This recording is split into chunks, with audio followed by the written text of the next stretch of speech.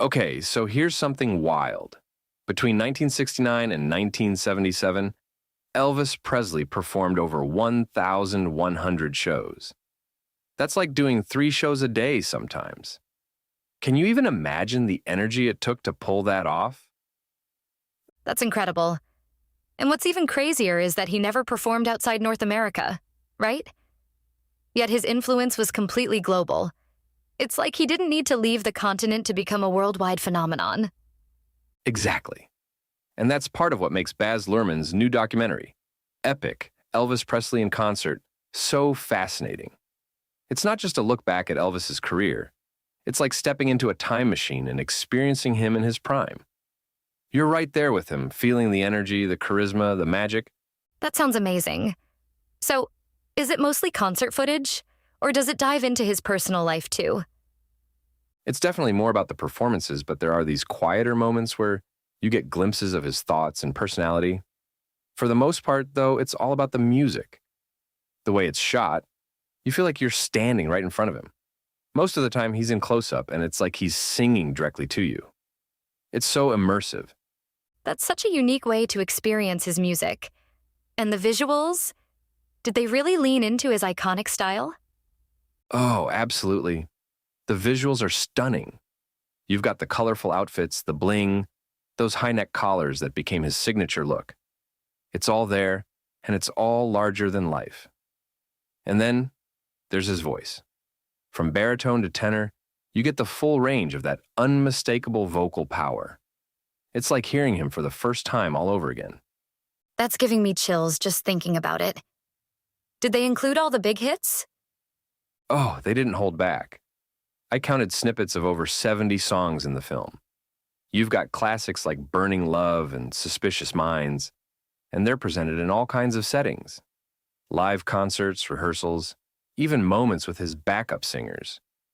It's like a greatest hits album, but with visuals that make it feel alive. That sounds like a dream for Elvis fans. But what about people who might not know much about him? Does it give enough context for them to understand why he was such a big deal? It does, but in a subtle way. Between the music, there are these reflective moments where Elvis talks about his love for different kinds of music. Opera, gospel, rhythm, and blues. You really get a sense of how much he respected and drew inspiration from all these genres. It's not heavy-handed, but it's enough to show why he was so unique. That's one of the things I've always admired about him. He wasn't just a rock and roll star. He was someone who truly loved music in all its forms. It's what made his sound so timeless. Exactly. And the documentary doesn't shy away from showing his connection with his fans either. There are these beautiful moments where he's interacting with the crowd during his Las Vegas residency. He's so charming, so playful. It's like he genuinely loved being around people, and that warmth comes through on screen. That's so heartwarming to hear. But I have to ask, does the documentary touch on the more difficult parts of his life? You know, the pressures of fame, his health issues? Not really. This isn't one of those tell-all documentaries. It's more of a celebration of Elvis as an artist and a performer. It's about capturing the magic of his music and his charisma, rather than delving into the darker sides of his story. I can respect that. Sometimes it's nice to just focus on the joy and the artistry, especially with someone as iconic as Elvis. Totally. The energy, the dedication, it's mind-blowing. And yet, he never performed outside North America, right? That's correct. It's one of those quirks of his career that's always fascinated people. But even without international tours, his impact was global. That's the power of Elvis. So how did Luhrmann pull all of this together? Did he find previously unseen footage? He did. While working on this project, he discovered 68 boxes of 35mm and 8mm material in the Warner Brothers archives. This included outtakes from the 1970 documentary Elvis, That's the Way It Is, and the 1972 concert film Elvis on Tour. But there was a catch. The footage didn't have sound. Oh no, that must have been a huge challenge. It was. But over the course of 2 years, Luhrmann and his team restored the footage and synced it with existing audio sources. The result is seamless. You'd never guess the sound and visuals weren't originally paired. That's incredible.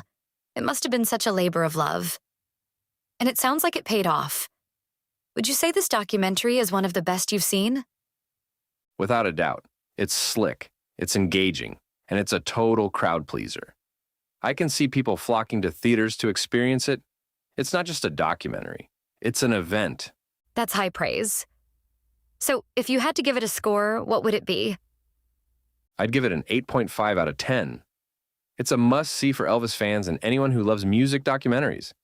And honestly, even if you're not a diehard fan, the sheer spectacle of it is worth the ticket price. That's fantastic. It sounds like Baz Luhrmann has done it again, bringing Elvis back to life in a way that feels fresh and exciting. Absolutely. Elvis has officially re-entered the building, and he's larger than life, just as he should be. I love that. Thanks for taking us on this journey. It sounds like a fitting tribute to the king. It really is. And who knows? Maybe it'll inspire a new generation to discover Elvis and fall in love with his music all over again.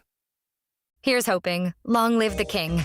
You've been listening to Movies First. Available at Apple Podcasts, Spotify, iHeartRadio, or your favourite podcast player. You can also stream on demand at Bytes.com. This has been another quality podcast production from Bytes.com.